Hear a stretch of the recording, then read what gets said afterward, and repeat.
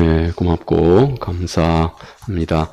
오늘 우리 함께 살펴볼 하나님의 말씀, 오늘은 고린도후서 4장 7절 말씀, 우리 한 절 함께 천천히 읽겠습니다. 우리가 이 보배를 질그릇에 가졌으니 이는 심히 큰 능력은 하나님께 있고 우리에게 있지 아니함을 알게 하려 함이라. 아멘. 오늘 사도 바울이 이 말씀에서 중요한 주제로 삼고 있는 이 보배, 이 보배가 무엇일까요? 이 사도 바울이 지금 말씀하고 있는 이 보배는 그 이전 고린도서 4장 6절에 이렇게 사도가 전합니다. 하나님께서 예수 그리스도의 얼굴에 있는 하나님의 영광을 아는 빛을 우리에게 비추셨다. 이렇게 말씀을 합니다. 곧 이 말은 곧 한마디로 말하면 복음이라 할 수 있습니다. 하나님께서 예수 그리스도 그분을 통하여서 하나님 그분의 이 사람을 구원하시는 하나님 그분의 그 뜻을 그리스도 그분을 통해서 하나님께서 다 드러내신 것입니다.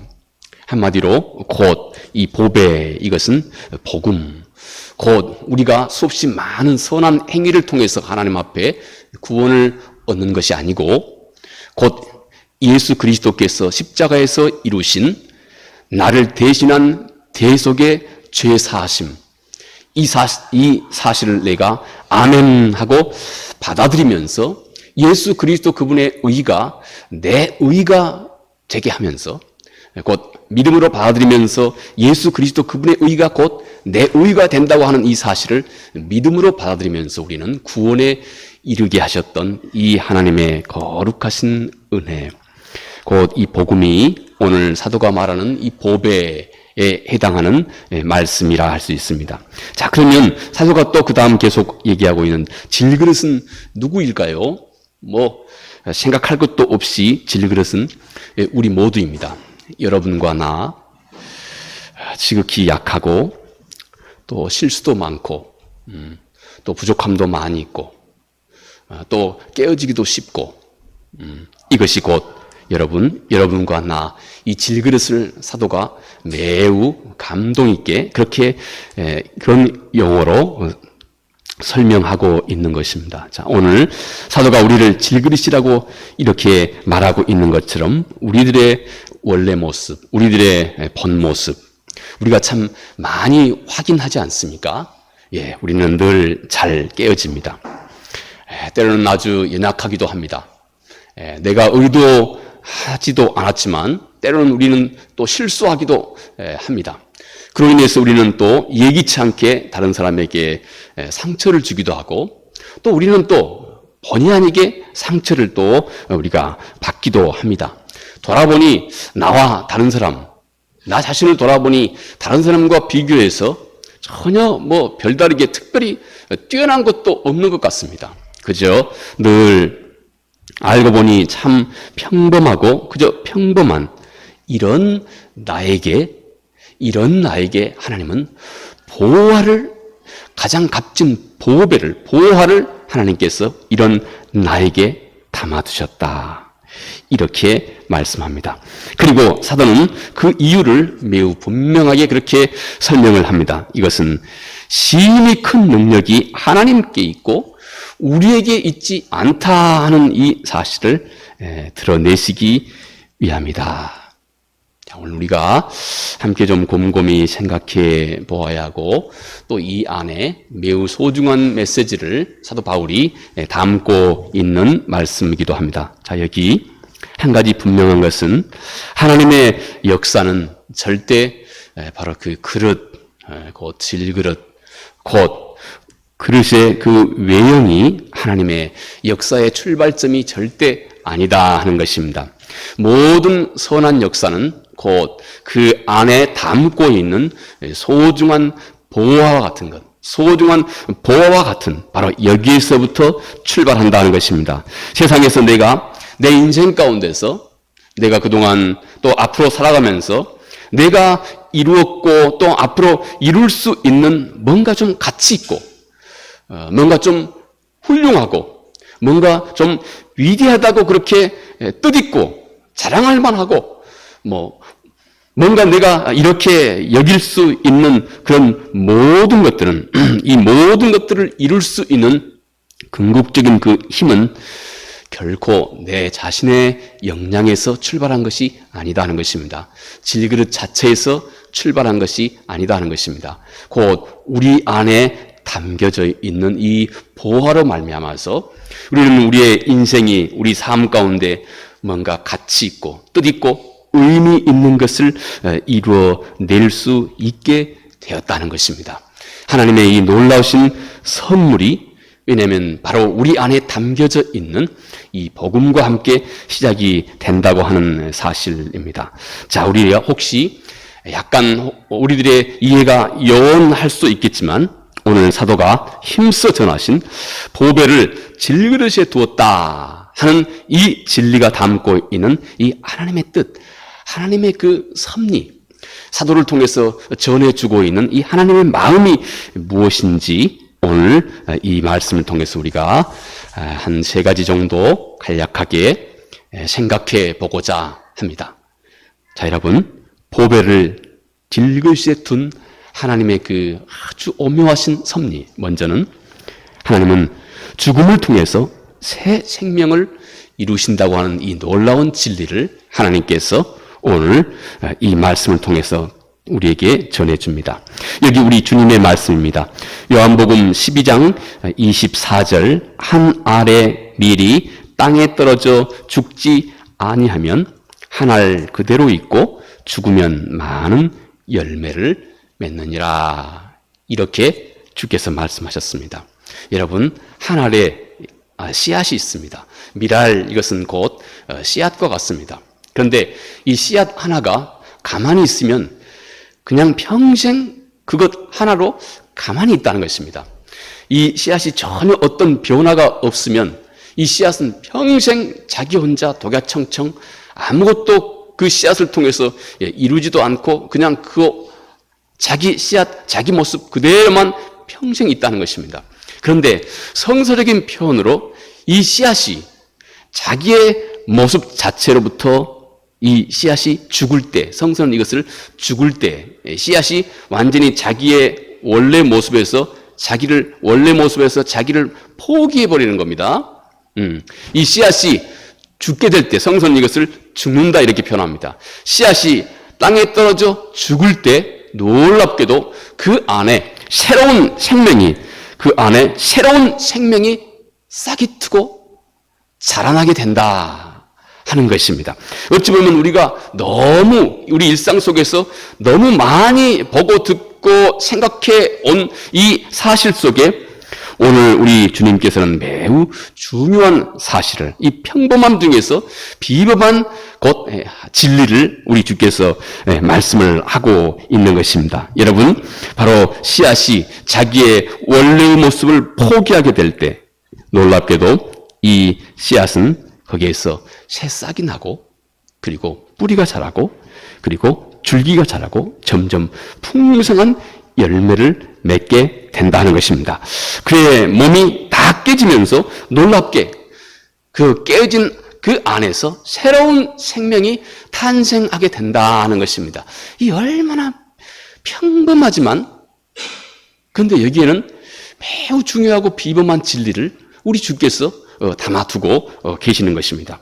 왜냐하면 하나님의 나라의 진리는 우리 속에서 우리의 옛사람의 모습과 하나님의 나라의 말씀이 우리의 그 옛사람의 몸에서 어떻게 우리를 바꾸고 변화시키는지, 그리고 어떤 조건이 우리에게 꼭 필요한 것인지, 이것은 우리 인생 전체에 대해서 우리가 하나님의 이 말씀에 어떻게 반응해야 되는지에 대해서 바로 그 속 깊은 원리를 우리 주님께서 우리에게 이 작은 비유를 통해서 주께서 설명해 주고 있는 것입니다. 또 이것은 우리 주 예수 그리스도가 실은 이 진리의 산 증거이기도 합니다. 여러분, 우리 주님의 몸이 십자가에 달려서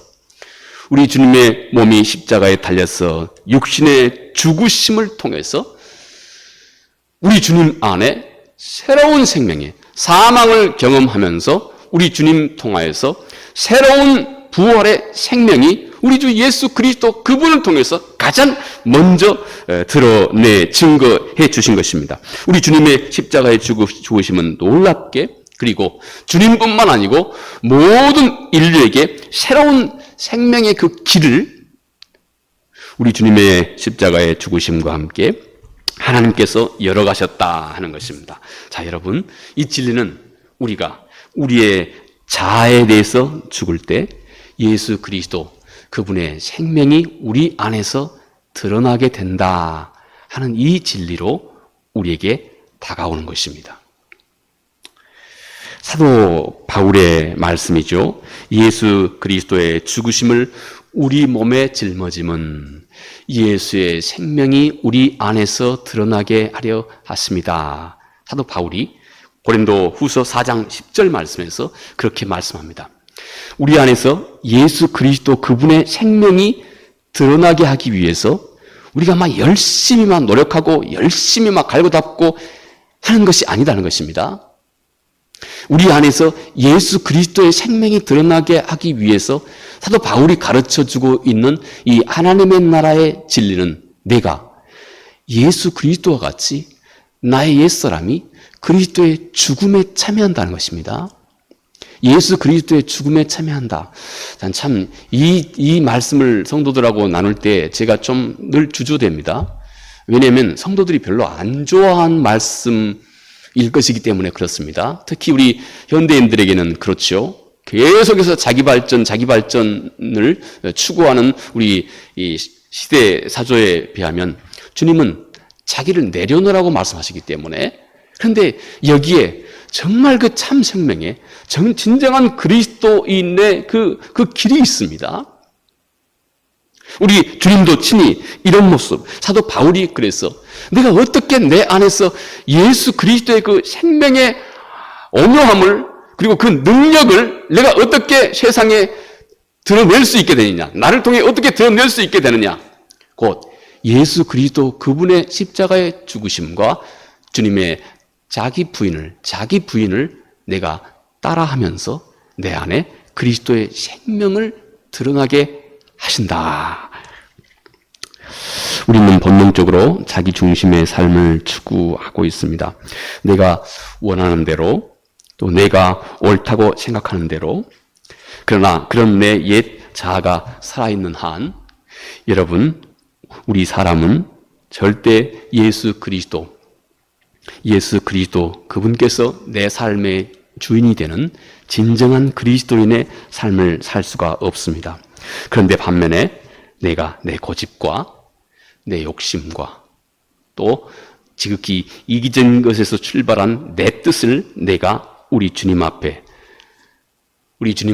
겸손하게 내려놓을 때 놀랍게 바로 새 생명이신 예수 그리스도 그분의 성품과 그분의 생명과 그분의 능력과 그분의 모든 것이 우리 삶을 통해서 드러나게 된다 하는 것입니다.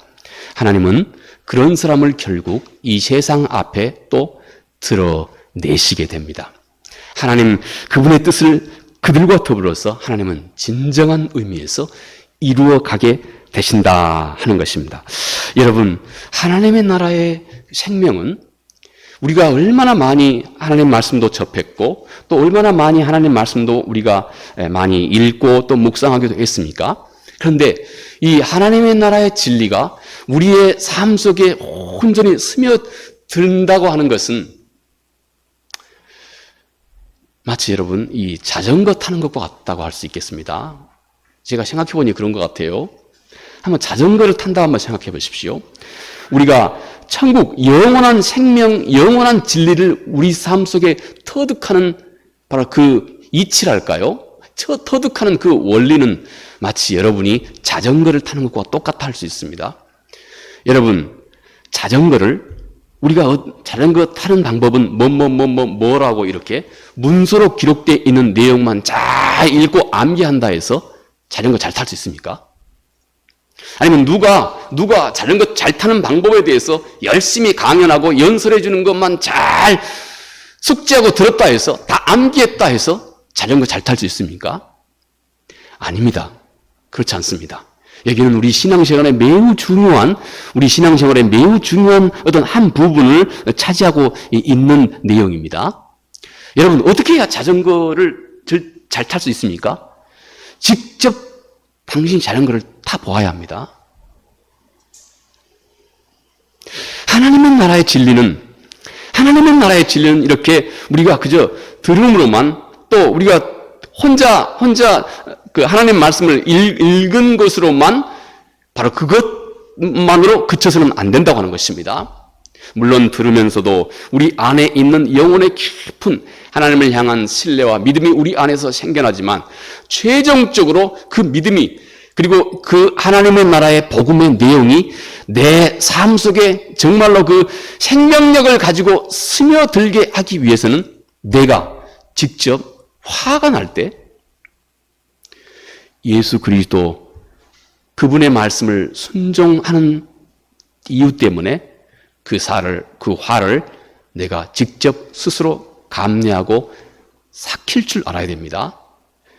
바로 그 자리에서 곧 내가 직접 하나님의 말씀을 직접 내가 내 삶의 자리에서 순종하면서 우리는 영원한 생명에 대한 이 직관이 여러분과 나의 삶 속에 내 것으로 스며들게 됩니다. 하나님의 나라의 성경의 모든 진리는, 이 생명에 관한 것은 이와 같이 직접 내가 자전거를 타야 자전거를 타는 방법을 궁극적으로 터득할 수 있듯이, 하나님의 말씀은 곧 우리가 직접 그 말씀을 정말 내가 정말 그렇지 못할 것 같을 때, 내가 정말로 화가 많이 날 때, 하나님 그분의 말씀 때문에 나는 내 뜻 접고 하나님 그분의 말씀을 직접 순종하는 나의, 마치 그 자전거를 직접 내가 타는 것 같이 그분의 말씀을 내가 직접 이렇게 내 삶의 경험과 더불어서 내가 직접 그분의 말씀을 순종하고 따른 이 경험과 함께 영원한 이 진리, 언젠가 우리가 이 생명이 하나님의 나라에 가면 완전해질 겁니다. 그 영원한 생명에 대한 우리 온몸이 이 영원한 생명을 알고 누릴 수 있고 내 것이 되는 그 통찰과 그 직관이 내 안에 나에게 생명으로 자리 잡을 수 있게 된다 하는 것입니다. 여러분, 그러므로 모든 고난과 어려움을 내가 예수 그리스도 그분을 따르기 때문에, 그분의 말씀을 순종하기 때문에 내가 스스로 감내하고, 내가 그리스도 그분의 뜻을 따른 그 이유 때문에 겪어야 할 슬픔과 아픔과 한숨과 또 눈물과 괴로움과 어려움, 그리고 거기에서부터 내 마음속에 울려 퍼지고 있는 모든 감정을 그대로 당신이 겪어나가면서 하나님의 말씀은 당신의 마음속에, 삶 속에 인격으로 자리 잡기 시작합니다. 우리는 절대 가만히 앉아서 그저 우리가 잘 알고 기억하는 이런 것만으로 우리는 영원한 이 하나님, 그리고 하나님이 우리에게 베푸신 그 놀라우신 하나님의 생명의 말씀을 우리의 삶 가운데 내가 다 터득해 순종했다 말할 수 없게 되는 것입니다. 오늘 사도가 그렇게 말씀하죠. 보배를 질그릇에 두었다. 하나님은 놀랍게도 이렇게 한 사람의 자기 내려놓음을 통하여서, 곧 죽음을 통하여서 하나님은 우리 안에서 놀라운 새로운 생명을 창조해 냅니다.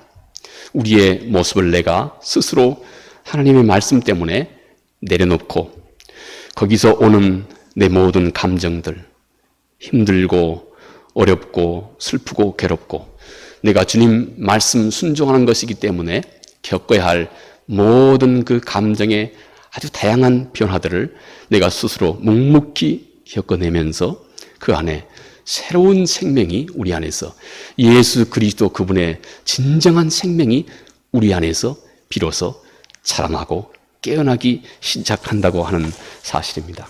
하나님은 먼저 이렇게 우리의 자아의 죽음을 통해서 우리 안에서 새 생명을 창조해 내십니다. 다음은 약함을 통해서 완전하게 하신다고 하는 이 사실입니다. 우리의 약함을 통하여서 하나님은 완전하게 하신다. 사도의 가르침입니다. 고린도후서 12장 9절 말씀에 내 은혜가 내게 족하도다. 이는 내 능력이 약한 데서 온전하여짐이라 하신지라. 사도 바울이 예수 그리스도와 직접 맞대어서 그가 가지고 있는 가장 힘들고 어려운 이 문제를 가지고 주님과 씨름하듯 주님과 함께 나누면서 주님으로부터 받은 말씀이기도 하죠. 바울은 육체의 가시로 고통을 받습니다. 이로 인해서 그는 하나님 앞에 정말 간절하게 기도했습니다. 그때 우리 주께서 말씀하셨습니다. 주님의 예수 그리스도의 능력은 바로 사도 바울 혹은 여러분과 나의 그 약함을 통해서 우리 안에서 완전해지게 된다 하는 것입니다. 여러분, 사도의 약함이 참으로 신기롭게도 예수 그리스도의 능력이 그 안에서 더욱더 깊이 경험되고 또 머무르고 터득되고 완전해지는 그 통로가 된다는 것입니다. 비단 사도 바울이 가지고 있는 약함뿐이겠습니까? 우리 모두에게도 그렇다는 것입니다. 여러분과 내가 가지고 있는 연약함. 누구나 그가 사람인 이상 다른 사람에게 말 못한 어떤 이런 어려움들이 많이 있을 겁니다. 하나님은 또 우리 인생을 그렇게 지으셨습니다. 그런데 하나님은 우리 인생이 겪는 이 세상 속에서의 다양한 형태의 그 약함을 통해서 하나님의 강함을 그리고 하나님의 완전하심을 우리 안에 우리의 그 약함을 통로로 삼아 하나님의 그 완전하심을 우리 안에 이입시키는 이런 통로와 같은 역할을 하게 한다 하는 것입니다. 여러분, 왜 이런 일이 이루어질까요? 사람은 자신이 조금이나마 나는 참 강하다. 나는 정말 쓸모있고 나는 정말 남부럽지 않다. 이렇게 생각할 때 그 사람은 절대 진심으로 하나님을 의지하지 않습니다. 여러분들이 삶 속에서 정말 만족할 만한 그런 삶이 못 된다 해서 절대 슬퍼하지 마십시오. 이것이 하나님의 은혜입니다. 사람은 자기 자신이 늘 만족할 그런 삶만을 살게 되면 그 사람은 결국 그의 마음 중심이 바짝 하나님 앞에서 말라버리게 됩니다. 여러분, 만약 여러분이 아무리 봄 따뜻한 햇볕이 아무리 따뜻하고 좋다 해서 1년 내내 이 따뜻한 햇볕만 계속 내리쬐이는 들판이 어떻게 될까요? 모든 초목들이 결국 다 말라 죽어버리게 됩니다. 거기는 때로는 풍랑도 있고 바람도 불고 비도 내리고 눈도 섞어치고 이와 더불어서 이런 모든 일과 더불어서 정작 그 안에 살아나고 있는 수없이 많은 초목들이 그 생명력을 유지할 수 있게 되는 것입니다. 하나님은 이렇게 모든 사람에게 여러분과 나 역시 약함을 모두에게 하나님께서 다 허락해 주고 계신다 하는 것입니다. 여러분, 그런데 바로 그 약한 것이 우리 인간은 자기 자신의 약함을 정말로 절망하기 시작하면서 우리는 진정으로 하나님을 찾게 됩니다. 그리고 하나님에 대한 참다운 신뢰가 그 마음속에 점점 생겨나게 됩니다. 그리고 자기가 아닌 자기를 내려놓고 하나님을 진심으로 의지할 수 있는 진정한 믿음이 그 안에서 참다운 의미에서 시작이 됩니다. 여러분, 그런데 바로 그때부터 사람은 우리 주님의 능력과 온전하심을 경험하게 된다 하는 것입니다. 우리가 아는 것처럼 하나님은 모세에게 이스라엘 백성을 구하라 사명을 주셨지요. 그런데 모세는 말하기를 나는 말을 못합니다. 나는 원래 아마 모세가 이 말 더듬이가 있었던 것 같아요. 그 당시 말이죠. 예.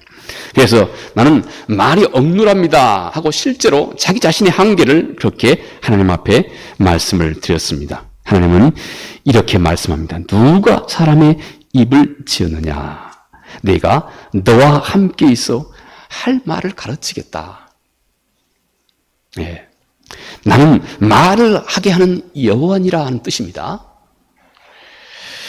모세의 이 언어, 이 말의 억누람, 이 약함은 오히려 하나님, 그분이 그의 삶 가운데 직접 능력으로 개입하는 그 통로가 되었다 하는 것입니다. 여러분, 우리 인간의 약함은 하나님 그분의 강함과 하나님 그분의 지혜와 하나님 그분의 능력이 우리 삶 가운데 스며 들어올 수 있는 이 통로와 같습니다. 약한 것을 하나님 앞에 드러낼 때 하나님은 그 약한 것을 통해서 하나님의 능력을 그와 더불어 세상 앞에 드러내십니다. 하나님은 늘 그렇게 일하셨습니다. 그러므로 이제부터 약한 것을 절대 한탄하시지 마시기 바랍니다. 그 약한 것이 하나님을 내 안으로 인격적으로 불러 들여오는, 초대하고, 그리고 그 약한 것으로 인해서 나는 하나님의 능력을 오히려 힘입을 수 있게 되고, 그리고 그것을 경험할 수 있는 그런 역사가 우리 안에서 만들어지기 때문에 그렇습니다. 바로 내 이 약함을 통해서 우리 주님의 능력이 완전해지고 있다 하는 이 우리 주님의 말씀하신 바가 또 늘 우리의 일상 속에서도 때로는 이런저런 많은 일들로 약함을 경험하고 있는 우리 모두에게 똑같이 주시는 우리 주님의 말씀이기도 합니다. 이제 마지막 또 하나님께서 보배를 질그릇에 담아두신 하나님의 그 오묘하신 뜻, 이제 하나님은 멸시받는 것들을 통해서 하나님의 나라를 이 땅에 세워가고 계신다 하는 것입니다. 고린도전서 1장 27절 28절에 이렇게 사도가 전합니다. 하나님께서 세상에 미련한 것들, 약한 것들, 천한 것들, 멸시받는 것들을 택하사 자랑하는 자들을 부끄럽게 하려 하신다 하고 사도가 이렇게 기록을 하고 있습니다. 여러분, 사도의 가르침을 알고 나면 하나님은 우리의 약함에도 불구하고 하나님께서 우리를 택한 것보다 더 근본적으로, 하나님은 우리가 약함에도 불구하고 우리를 택하신 것보다 더 근원적으로, 성경은 오히려 하나님은 내가 약하기 때문에 나를 택했다 이렇게 말씀합니다. 우리가 아는 것처럼 로마서 5장 20절 말씀에 죄가 더한 곳에 하나님의 은혜가 더욱 풍성해진다 이렇게 말씀합니다. 곧 죄가 더한 만큼 하나님의 은혜는 더욱 풍성해지게 된다. 또 우리 신명기 7장 7절 말씀에 이렇게 말씀을 합니다. 여호와께서 너희를 기뻐하시고 너희를 택하심은 너희가 다른 민족보다 수요가 많기 때문이 아니라 너희는 오히려 모든 민족 중에 가장 적은 민족이다. 하나님께서 이스라엘을 택하신 그 이유는 너희가 수요가 많고 훌륭한 이들이 많아서가 아니고 오히려 너희가 많은 민족 중에 적은 민족이기 때문에 하나님께서 그들을 택하셨다. 하나님의 참 오묘하신 뜻이, 이스라엘을 향해 머물고 있는 하나님의 오묘하신 뜻이 여러분 오늘 우리 모두에게도 이렇게 똑같이 다가와 있는 것입니다. 그러니 그 하나님 앞에서 이제부터 내 약하고 또 하나님 앞에서 나의 부족함을 내가 더 깊이 절감할 때마다 우리는 이것이 오히려 더 큰 기회가 된다고 하는 사실을 우리가 새롭게 보아야 하겠습니다. 여러분, 예수 그리스도도 보십시오. 나사렛 출신이었습니다. 예수 그리스도는 나사렛 출신. 우리 주님은 친히 그냥 시온의 그 어떤 그 아름다운 어떤 그 중심에서보다기보다는 우리 주님은 이스라엘 중에 당시에 나사렛, 이곳은 정말로 그 많은 사람들에게 있어서 별로 그렇게 썩 칭찬받을, 자랑할 만한 그런 동네가 아닙니다. 오히려 가장 후미진 곳입니다. 그런데 우리 주 예수 그리스도는 바로 이 나사렛, 여기서 우리 주께서 탄생하신 것입니다. 또 주님께서 주님의 제자들로 삼았던 사람들, 많은 어부들, 당시에도 지금도 뭐 그렇게 특별히 내놓을 것이 없는 사람들입니다. 또 주님께서 주님의 제자로 삼았던 세리, 당시에도 뭐 그들 자신도 썩 자기 자신에 대해서 어떤 자부심을 느낄 만한 그런 사람들은 아닙니다. 또 많은 여인들, 오히려 또 죄인들, 다 주께서 부르신 이들입니다. 그런데 이들이 결국 하나님의 나라에 매우 중요한 주역이 다 되게 되었습니다. 하나님은 연약한 질그릇에 보배를 하나님께서 담으셨습니다. 이제부터 우리가 항상 이 사도의 말씀을 기억해야 되겠습니다. 하나님은 나의 연약함을 통해서 하나님 그분의 지대하신 뜻을 나의 이 연약함을 통로로 하여 하나님 자신의 그 놀라우신 역사를 우리 삶 가운데서 이루어 가고 계신다 하는 것입니다. 여러분, 내가 약합니까? 내가 질그릇임을 알게 하시는 하나님의 은혜입니다. 우리는 질그릇이지만 그러나 우리 안에 보화, 곧 우리 주 예수 그리스도, 영원하신 하나님이 우리 안에 이렇게 담겨져 있다 하는 것입니다. 그러므로 우리는 질그릇과 같지만 그러나 보화를 담고 있는 이 질그릇이 되었다 하는 것입니다. 그는 내 약함 속에서 하나님 그분의 완전하심을 참으로 흠결 없이 그리고 순수하고 깨끗하고 능력 있게 이 세상 가운데 드러내게 될 것입니다. 이 사도의 말씀이 오늘 우리 모두에게 소중한 복음의 말씀이 되기 바라겠습니다. 함께 기도합니다. 인내오신 아버지 하나님, 고맙고 감사합니다. 사도는 하나님의 참으로 오묘하신 섭리, 그리고 사도 자신의 삶 속에서도 증거되고 있었던 하나님의 이 참으로 오묘하신 섭리를 하나님은 지극히 귀하고 값진 보배를 질그릇에 두었다 말씀합니다. 자비하신 아버지 하나님, 돌아보니 우리의 삶의 모습이 마치 질그릇과 같지 않은지요. 그러나 주님, 이 안에 보화 되신 우리 주 예수 그리스도, 전능하신 하나님께서 우리 중심에 계신다고 하는 이 사실이 주님 이제부터 우리 모두에게 값진 보화가 되게 해 주시기 바랍니다. 그래서 아버지 하나님, 늘 우리의 삶을, 늘 아버지 하나님이여 질그릇과 같은 우리의 삶을 늘 우리가 만나지만 그러나 그 안에서 참으로 아름다운 보화를 세상 앞에 오히려 힘차게 드러낼 수 있는 우리 모두가 되게 해 주시옵소서. 예수님 이름으로 기도합니다. 아멘.